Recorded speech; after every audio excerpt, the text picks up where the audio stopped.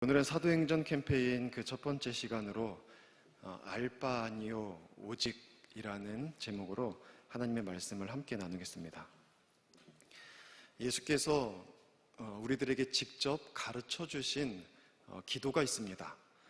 그 기도는 잘 알고 있듯이 우리가 자주 하는 주기도문입니다. 마태복음 6장에 그 내용이 나오는데 그 주기도문의 초반부에는 이런 내용이 있습니다. 9절, 10절 말씀에 보면 그러므로 너희는 이렇게 기도하라. 예수님의 말씀이셨고 그 뒤에 보면 나라가 임하옵시며 라는 그러한 기도의 내용이 있습니다. 헬라어로 보면은 그 나라 앞에 정관사가 붙습니다. 그래서 정확하게 번역하면 그 나라가 임하옵시며 입니다. 그 나라는 어떤 나라를 말씀할까요? 특별히 정관사가 붙는 거는 지칭하고 있는 고유한 게 있는 거죠. 어떤 나라를 가리킵니까? 그 나라는? 네, 하나님의 나라입니다. 하나님의 나라가 임하게 하여 주시옵소서. 이 하나님의 나라의 도래를 기도하라. 예수님이 가르쳐 주신 것입니다. 하나님의 나라 깊이 생각할수록 참 가슴 뛰는 단어입니다. 간구입니다. 하나님의 나라가 임하기를 간구합니다. 여러분, 그런데 예수님께서 이 기도를 드리라고 할 때 이 나라가 언제 임할 것을 간구하라는 걸까요? 언제? 이 내용은 주기도문 전체의 성격을 보면 잘 알 수 있습니다. 주기도문은 모두가 다 현재적입니다. 현재를 위한 기도, 바로 오늘을 위한 기도, 지금을 위한 기도가 주기도문입니다. 전체를 보면 이름이 거룩히 여김을 받으시옵소서. 그 미래입니까? 지금입니까? 지금 하나님의 이름이 거룩히 여김을 받기를 소원하는 겁니다. 뜻이 하늘에서 이루어진 것 같이 땅에서도 이루어지길 원합니다. 언제요? 지금 하나님의 뜻이 이루어지길 원합니다. 우리가 우리에게 죄 지은 자를 사하여 준 것 같이 우리 죄를 사하여 주옵시고, 역시 지금입니다. 그리고 일용할 양식을 주옵시고, 일용할 양식, 오늘 먹을 밥 하나님 달라는 그런 기도입니다. 시험에 들지 말게 다만 악에서 구하옵소서. 이 모든 것들이 하나님 먼 미래에 이렇게 되게 하여 주세요가 아니라 하나님 오늘 이런 일들이 있게 하여 주세요. 지금 이런 일들이 이루어질 수 있도록 역사해 주세요. 이 기도입니다. 마찬가지예요. 하나님의 나라에 대한 기도, 하나님의 나라가 임하옵시고, 이 기도는 하나님의 나라가 오늘 임하기를 원합니다. 오늘 하나님의 나라를 경험하고 오늘 하나님의 나라 백성으로 살게 하여 주시옵소서. 미래적인 의미만 있는 게 아니에요. 하나님의 나라는 가장 중요한 것은 오늘 지금입니다. 하나님의 나라는요, 여러분, 우리가 죽어서만 가는 나라가 아닙니다. 이미 그리스도인은 이 땅에서 하나님의 나라를 누리며 살아갈 수 있고 점차 확장되어 가고 있는 나라입니다. 언젠가는 완성될 나라, 그 나라가 바로 하나님의 나라입니다. 그리스도인은 이미 시작되었지만 아직 완성되지 않은 하나님의 나라에서 살아가고 있는 그런 사람들입니다. 그리고 그 나라를 확장시켜 나가고 있는 그런 존재들입니다.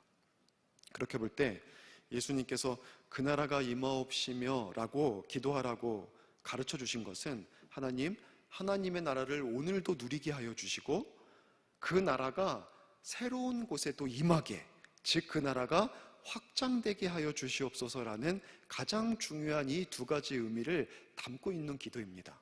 하나님, 내가 하나님의 나라를 누리게 하시고 그 하나님의 나라가 계속 우리의 이 땅에 확장되게 하여 주시옵소서, 임하게 하여 주시옵소서. 이 중요한 내용이 이 주기도문에 담겨 있습니다. 예수님은 이렇게 하나님의 나라에 대해서 기도만 하라, 그 하나님의 나라의 도래를 기도하라고만 가르쳐 주신 것이 아니라 실제 하나님의 나라에 내가 들어갈 수 있게 해 주셨습니다. 예수님은 우리가 하나님의 나라 백성으로서 영원한 생명을 소유할 수 있게 해 주셨습니다.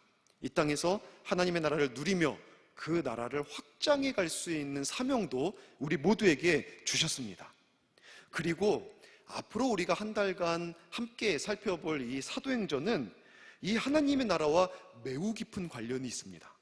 하나님의 나라를 누리고 하나님의 나라를 나누고 그러면서 하나님의 나라를 확장해 나가고 있는 이러한 모습을 담고 있는 곳이 사도행전입니다. 실제 이 사도행전에서는 하나님의 나라가 완전히 이전과는 다른 새로운 국면을 이제 새로운 국면으로 시작하게 되고 폭발적으로 하나님의 나라가 확장되어져 나가고 있는 내용을 기록하고 있습니다. 우리는 그 하나님의 나라에 관한 내용을 한 달 동안 살펴볼 겁니다. 첫 번째로 하나님 나라의 일을 말씀하시는 예수님에 대해서 살펴보겠습니다. 부활하신 예수님은 바로 승천했습니까? 안 했습니까? 네, 주목하게 하려고 질문한 거예요. 바로 승천했습니까? 안 했습니까? 네, 안 했습니다. 왜요? 왜 안 한 걸까요? 예수님이 여전히 아직도 할 일이 있으니까. 존재하는 모든 것은 목적이 있는 거예요. 예수님이 이 땅에 아직도 남아 있었던 것은 예수님께서 그 뒤로도 할 일이 있어서 그렇습니다. 그래서 예수님은 40일 동안 이 땅에 남아 계셨습니다. 그때 하신 일이 뭡니까? 네, 두 가지 일. 크게 보면 두 가지를 하셨습니다. 이게 3절에 나와 있는데 3절 전반부에 보면 그들에게 확실한 많은 증거로 친히 뭘 나타내요? 예수님이 살아계심을 나타내시고 40일 동안 그들에게 당신을 보이셨어요. 많은 증거로, 여러 가지 증거와 모습으로 반복해서 정말 예수님이 부활하셨다는 것을 보여주셨습니다. 그리고 두 번째 뭐 했냐면 그 하반절에 보면 3절 하나님 나라의 일을 말씀하시니라. 두 번째로 예수님이 하신 것이 하나님 나라의 일에 대해서 말씀해 주셨습니다. 하나님 나라의 일에 대해서. 제자들은 예수님으로부터 하나님 나라의 일에 대해서 들었고 이제 하나님 나라의 일에 대해서 들었거든요. 왜 일에 대해서 말씀해 주셨겠어요? 그 일을 제자들에게 감당하라고 말씀해 주신 거예요. 그러니까 이제 하나님의 나라의 일을 그 나라 백성으로 감당하게 됩니다. 그 스토리가 사도행전에 기록되어 있죠. 그래서 사도행전 제일 마지막 구절에 보면은 그 일이 계속적으로 이 사도들에 의해서 감당되다가 마지막에도 끝나지 않아요. 그리고선 이렇게 얘기를 합니다. 28장 31절에 보니까 하나님의 나라를 전파하여 주 예수 그리스도에 대한 모든 것을 담대하게 거침없이 가르치더라. 예수님, 이 사도들은 프리칭, 티칭, 사도행전 전체에 보면 힐링도 여러 번 나오죠. 프리칭, 티칭, 힐링. 이 사역, 이 하나님의 나라에 대해서 이 사역을 감당했고 하나님의 나라의 핵심인 예수 그리스도를 증거하고 가르치고 전하는 일에 힘을 쏟았습니다. 그러니까 여러분 사도행전의 핵심 주제가 뭡니까? 사도행전의 핵심 주제를 한마디로 말하면 뭡니까? 하나님의 나라입니다. 이렇게 어려울 수가. 하나님의 나라를 벌써 한 30번은 얘기한 것 같은데 네. 사도행전 핵심 주제는 뭐라고요? 하나님의 나라입니다. 처음부터 끝까지 하나님의 나라의 일을 가르쳤고 제자들은 하나님 나라의 일을 감당했고 또 여전히 끝나지 않는 하나님의 나라의 일을 감당하는 모습으로 사도행전은 끝을 맺습니다. 하지만 아직 끝나지 않았죠. 특별히 예수 그리스도의 부활은 하나님의 나라를 완전히 새로운 국면으로 접어들게 만드는 사건이었습니다. 부활이 국가적인 개념에 볼 때, 국가의 개념으로 볼 때 가장 중요한 것이 주권이에요. 이 부활은 주권을 회복시킨 사건입니다. 주권 회복이 일어났습니다. 국가의 3요소가 뭡니까? 국민, 영토, 주권. 참 오늘 피곤하신 것 같아요. 국민, 영토, 주권. 이게 국가의 3요소입니다. 여기서 가장 중요한 게 뭐냐면 주권입니다. 주권. 그래서 왕이 다스리면 왕정국가라 그러고 왕에게 권한이 없고 왕의 아예 존재가 없고 백성들에게 주권이 가면은 공화정 국가라 그럽니다. 영어로 리퍼블릭이죠. 우리나라도 리퍼블릭이잖아요. 공화정. 여러분, 이 예수님이 주권을 회복하셨어요. 이 땅의 공중권세, 실제 모든 사람에 대한 주권을 누가 가지고 있었습니까? 사단이 가지고 있었어요. 여러분, 모든 사람에 대한 주권을 사단이 가지고 있습니다. 그래서 사람은 태어나면 사단의 뜻대로 삽니다. 그리고 사단의 뜻대로 죽습니다. 그리고 죽고 나면 사단과 영원히 거하는 지옥에 가요. 사단이 주인이에요. 예수 그리스도를 모르고 살아가는 모든 사람들은 우리가 똑같은 존재 같지만 그들의 주권을 가지고 있는 것이 사단이에요. 그 사단은 예수 그리스도도 십자가에 못 박아 죽인 줄 알았습니다. 자기가 승리했다고 생각했어요. 믿었어요, 그렇게. 근데 예수님이 사망 권세를 깨뜨리고 3일 만에 부활하셨어요. 그리고 승리하셨습니다. 그리고 온 우주의 왕으로 등극하셨습니다. 하나님과 동등된 분이었지만 동등됨을 취하지 아니하시고 자기를 죽기까지 낮추셨거든요. 그래서 하나님이 그들을 만물 위에 높이셔서 모든 전 우주의 주인으로, 전 우주의 왕으로 등극시켜 주셨습니다. 빌립보서 2장 말씀처럼. 그래서 이제 예수님이 통치권을 회복하신 거예요. 예수님이 왕이 되셨습니다. 사단이 우리 개개인을 향해서 통치권을 가지고 있었는데 예수님께서 죽고 살아나심으로 말미암아 그 통치권을 회복하셨어요. 예수님이 이제 왕이 되셨습니다. 부활로 인해서 이제 하나님의 나라가 우리 가운데 임할 수 있게 된 거예요. 새롭고도 완전한 통치권을 회복하실 겁니다. 그러면 그 나라의 백성은 누구입니까? 하나님의 나라는 우리 가운데 임할 수 있게 된 겁니다. 예수님이 이렇게 부활하심으로. 그럼 그 나라 백성은 누구예요? 모든 인류입니까? 아니에요. 그 나라 백성은 예수 그리스도를 믿음으로 예수님께서 나의 왕이시고 나의 주인이시고 나의 구원자라는 이 사실을 확신하는 그 사람들 가운데 임합니다. 그 사람들이 하나님의 백성이에요. 그 사람들은 예수 그리스도께서 십자가와 부활로 이루어내신 의, 이것을 전가받습니다. 믿음으로 말미암아. 그래서 사탄의 노예였던 사람이 예수님의 부활에 참여함으로 하나님의 자녀로 옮겨집니다. 하나님의 백성이 됩니다. 사단의 통치권 아래에 있던 사람들이 하나님의 통치권 아래에 들어오게 됩니다. 그 나라 백성은 예수 그리스도의 십자가의 죽음과 부활을 믿는 사람, 이 사람들이 하나님 나라의 백성이 됩니다. 마지막으로 영토는 어디입니까? 이게 참 중요하죠. 영토는 어디입니까? 하나님의 나라의 주권은 그리스도, 하나님이 가지고 계세요. 그 나라 백성은 그리스도를 믿는 자예요. 통치권이 옮겼어요. 사단에게서 하나님에게로. 그 땅, 그 나라, 그 백성이 살아가고 있는 그 영토, 하나님의 나라는 어디입니까? 하나님의 나라는 이걸 잘 알아야 되는데, 여러분, 죽어서 가는 나라, 하늘의 나라, 천국이 하나님의 나라입니까? 네, 이것도 맞아요. 근데 부분적으로만 옳습니다. 최종적으로 완성되는 게 맞아요.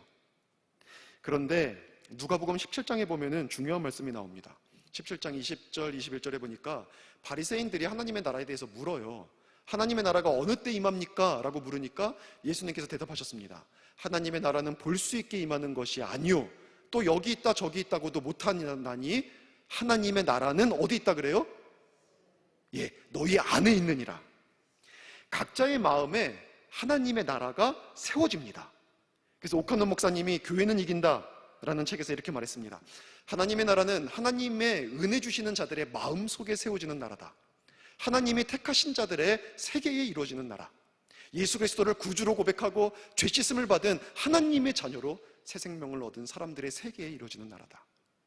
여러분, 하나님의 나라는 우리 마음에 임합니다.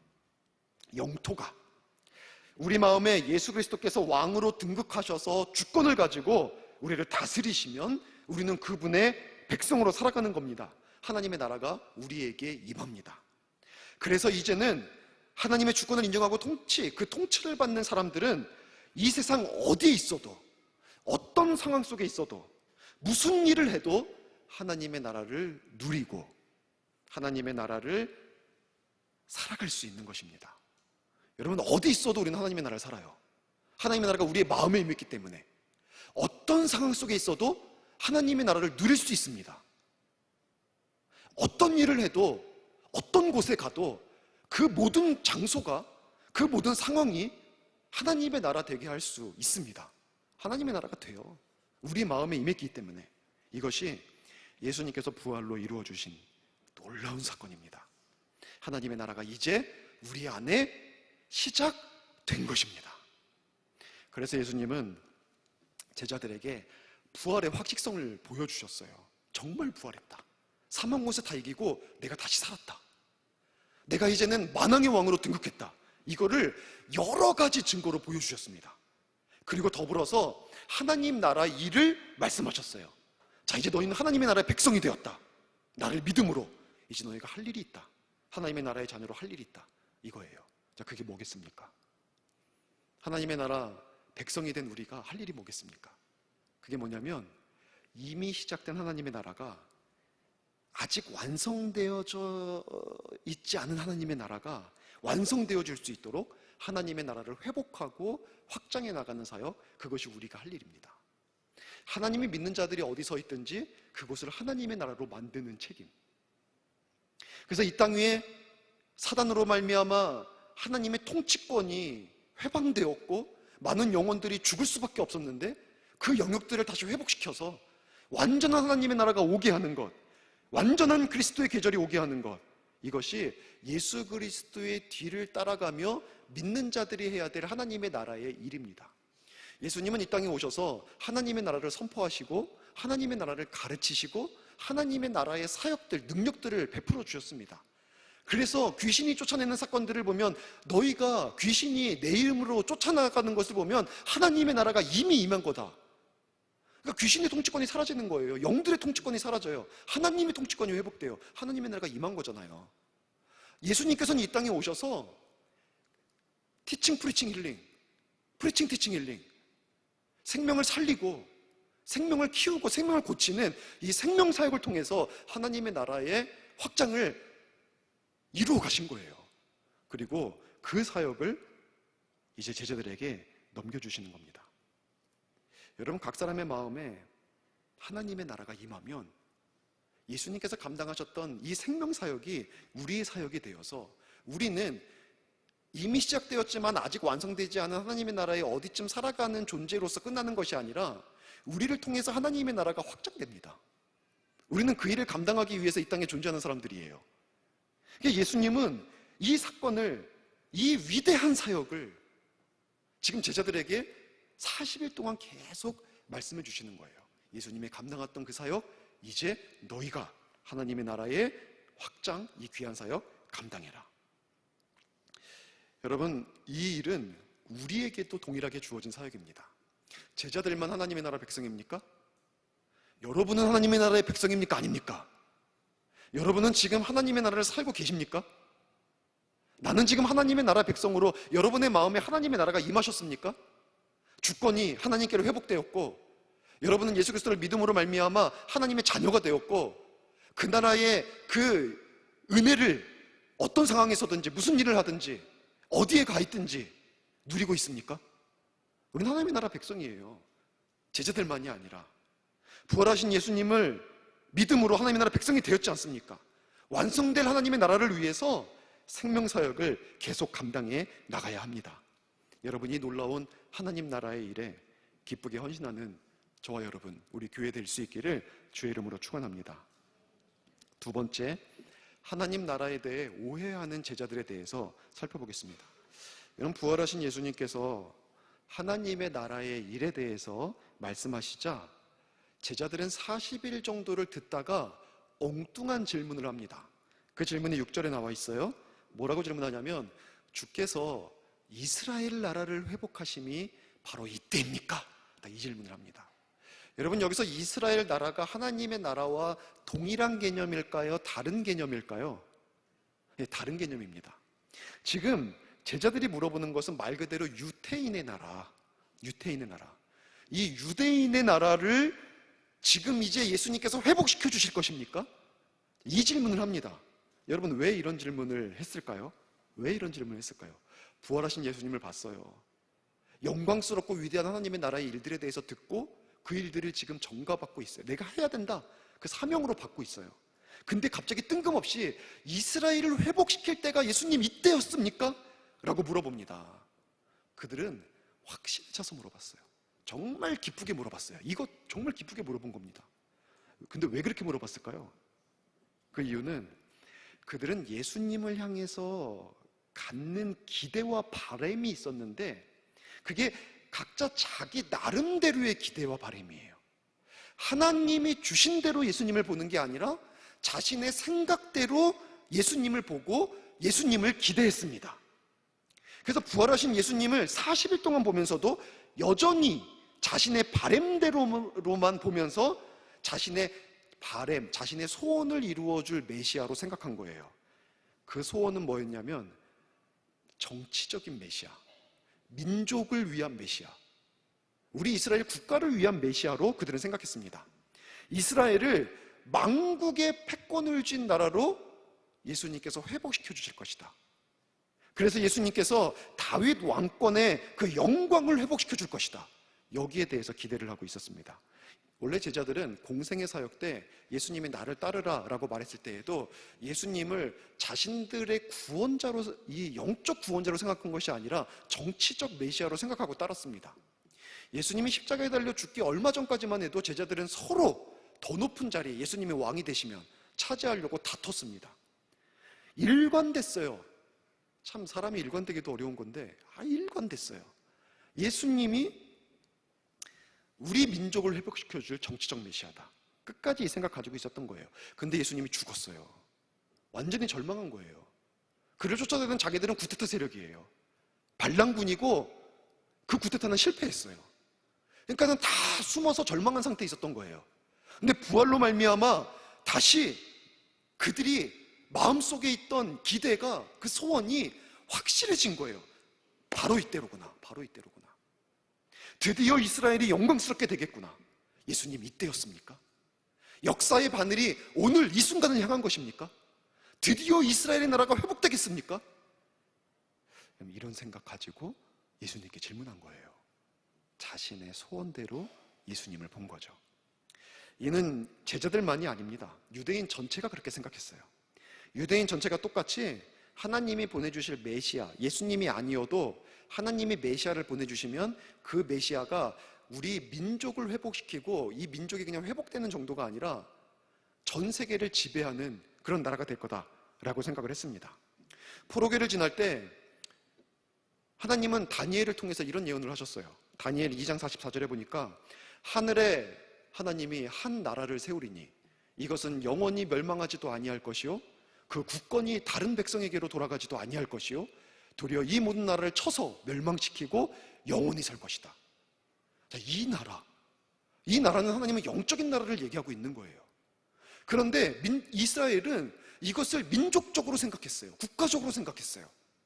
그러니까 메시아가 오면 우리나라가 다시 회복될 건데 전 세계를 쳐서 자기들이 다스릴 것이다. 그 메시아를 기다리고 있었던 거예요. 제자들 당시도 로마의 통제를 받고 있지 않았습니까? 통치를. 그래서 민족의 해방, 영광스러운 통치, 여기에 대해서 갈망한 겁니다.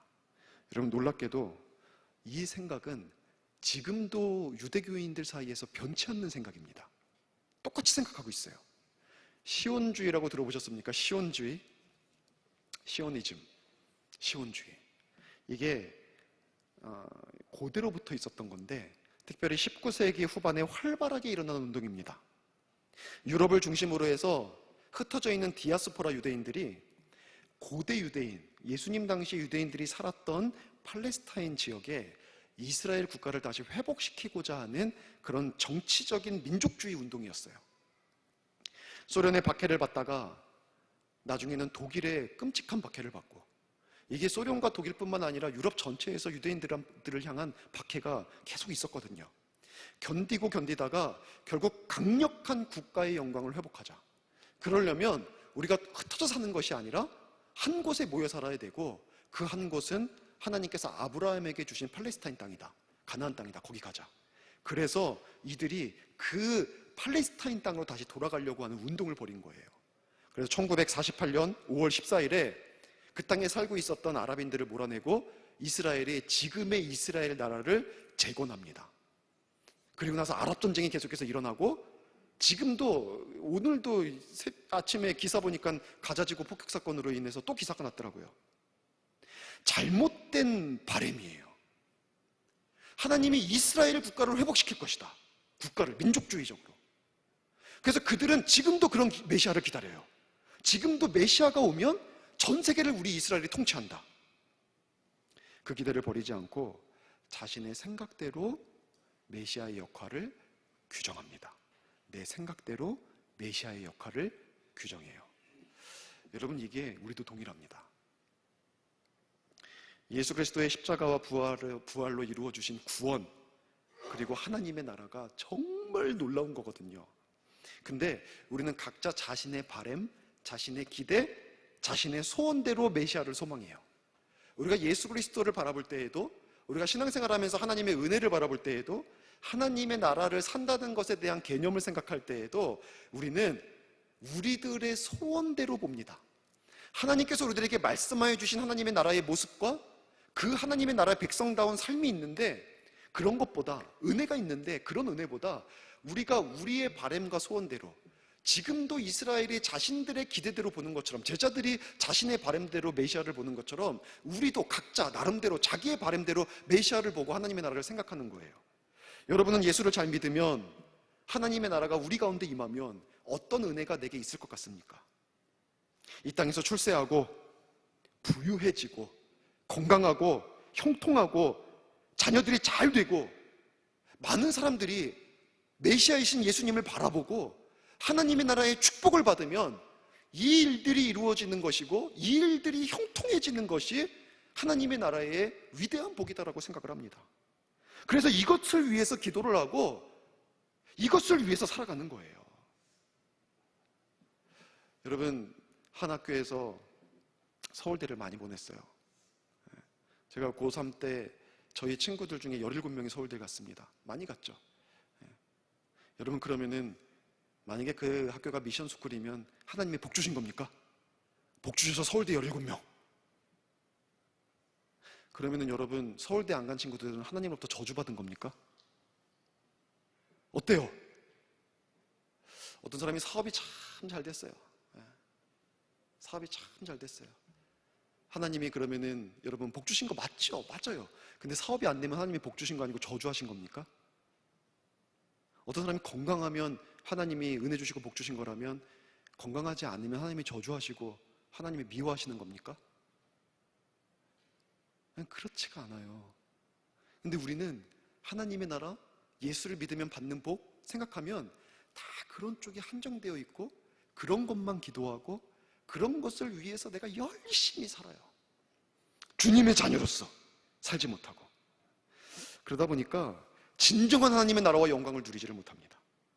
하나님의 나라의 의와 평강과 희락이 없어요. 엉뚱한 것이 초점에 맞춰 있으니까 뭔가 생각한 대로 안 되면 희락이 없어져 버려요. 평강이 무너져 버려요. 의가 없어져요. 옳은 것을 쫓아가지 않습니다. 하나님 앞에 마땅한 예배자로 서질 않아요. 의와 평강과 희락이 없어요. 하나님이 어떻게 인도하셔도 나의 목적대로 삽니다.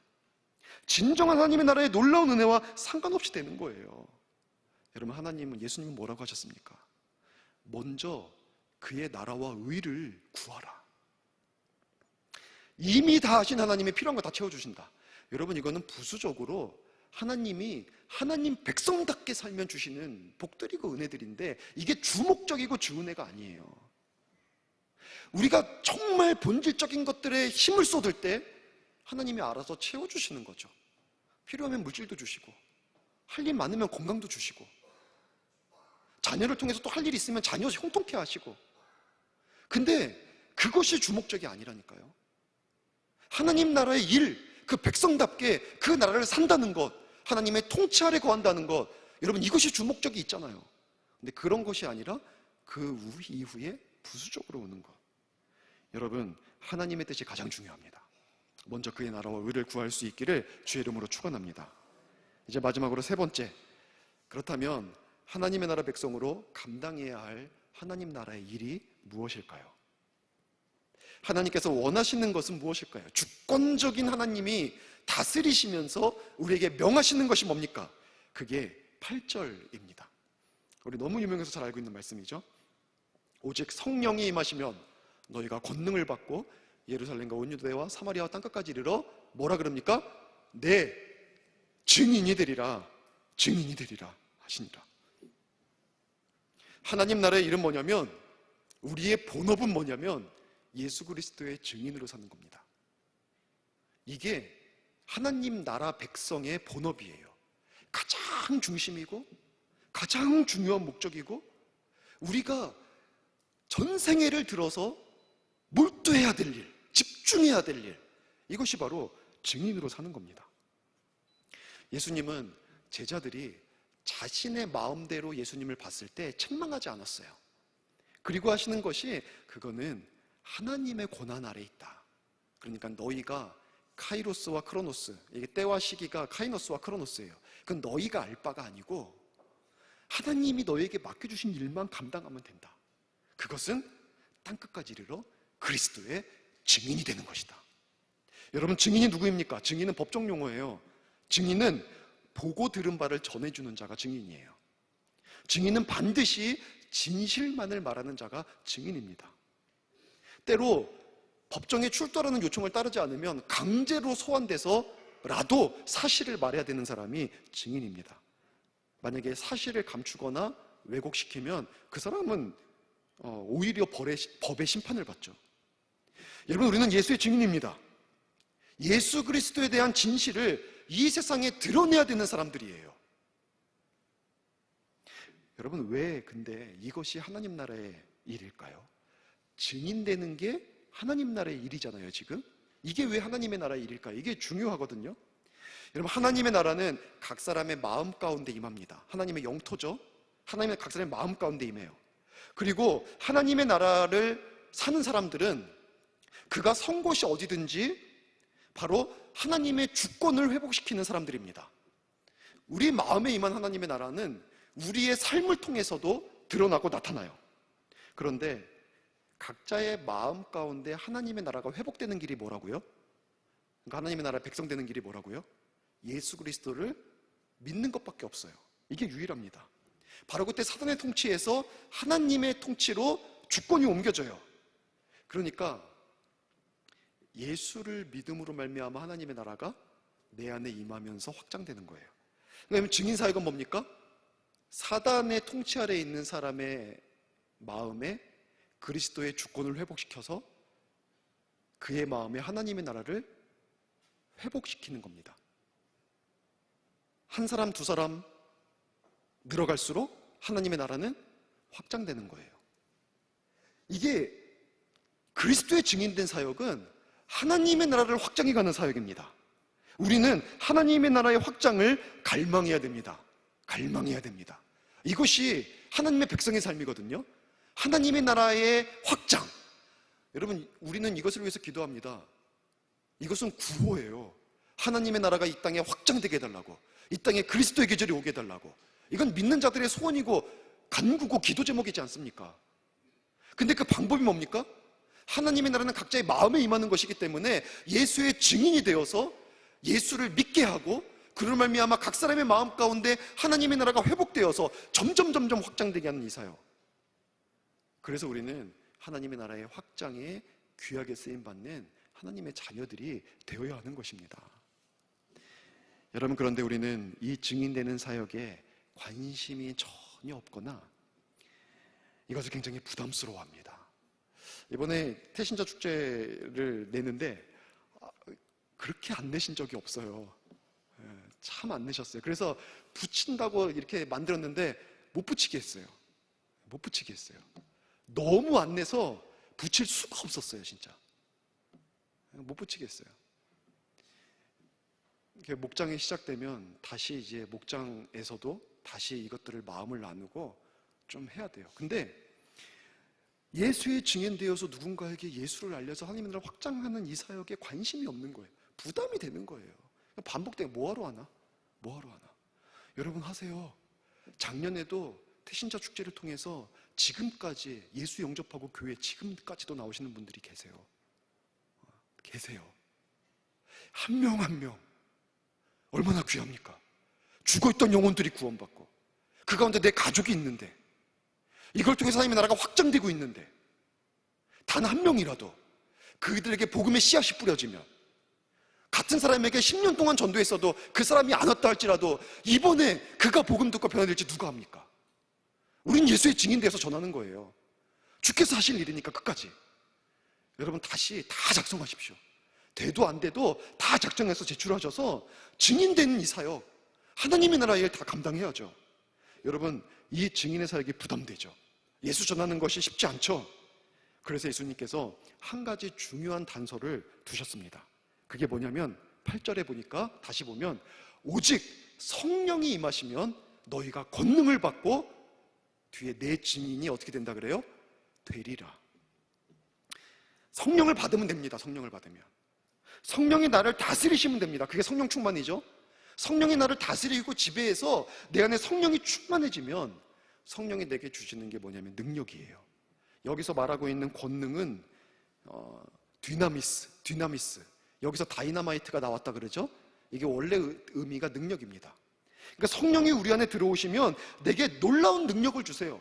내게 지혜를 주시고, 내게 사랑을 주시고, 내게 방언 은사도 주시고, 내게 때로는 신유, 귀신도 쫓게 하시고, 기쁨을 주시고, 여러 가지 은혜, 은사와 능력을 주세요. 이번 주 특세가 그 내용들을 살펴볼 거예요. 성령이 임하시면 성령이 임하심에 어떤 능력들이 우리 안에 들어오게 되는지. 내일이 담대함입니다. 그 다음 날이 기쁨이에요.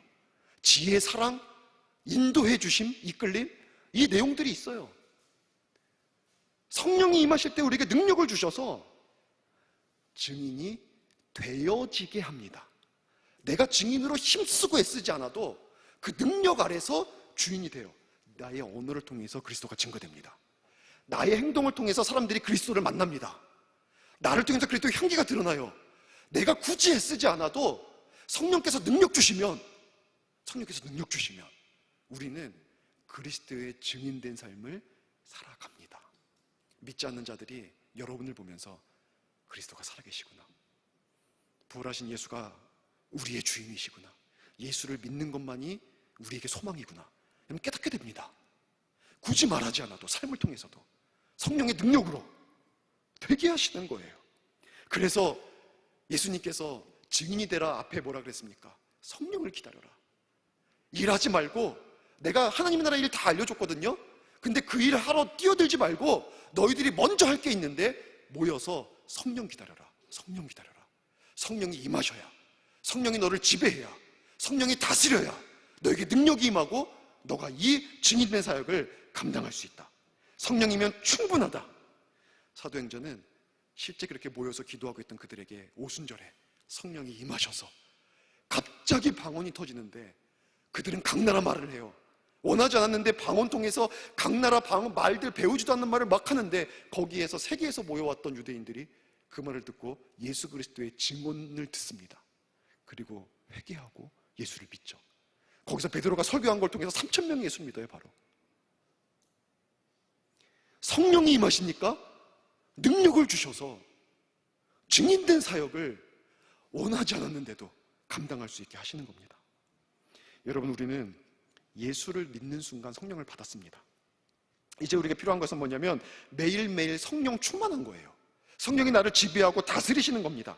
그러면 나는 성령이 나를 다스리셔서 하나님의 나라를 누리게 되고 하나님의 나라의 증인으로 살아갈 수밖에 없게 됩니다. 위대한 사역, 영광스러운 사역을 감당하는 하나님의 자녀가 되고, 우리는 거기서부터 하나님의 나라를 산다는 것이 어떤 것인지, 그 의미, 거기서 세상에서는 전혀 누릴 수 없었던 기쁨, 성령 충만할 때 우리 안에 이 강같이 흐르는 평강, 나와 함께 동행하시는 성령님과의 친밀한 교제, 그 주권적인 다스림 속에서 누릴 수 있는 놀라운 축복들, 우리는 다 경험하며 살아가게 되는 것입니다. 그리고 예수의 증인으로 놀라운 사역 감당하겠죠. 여러분, 이 은혜, 이 하나님의 나라 누리고 나눌 수 있는 저 여러분 될 수 있기를 주의 이름으로 축원합니다. 이제 말씀 마치겠습니다. 증인은 헬라어로 마르티스라고 합니다. 중요한 건 아닌데 마르티스라고 합니다. 그런데 이 단어에서 한 영어 단어가 파생되었어요. 그 영어 단어가 마터예요. 마터. 이 마터는 순교자라는 의미를 가지고 있습니다. 제자들은 성령을 받고 성령의 주권적인 역사로 인하여서 증인의 귀한 사역을 감당했습니다. 생명 아끼지 않고 하나님의 나라의 일에 헌신하게 되었습니다. 그들은 마터, 순교자로 죽을지언정 마르티스, 증인으로서의 삶을 포기할 수 없었습니다.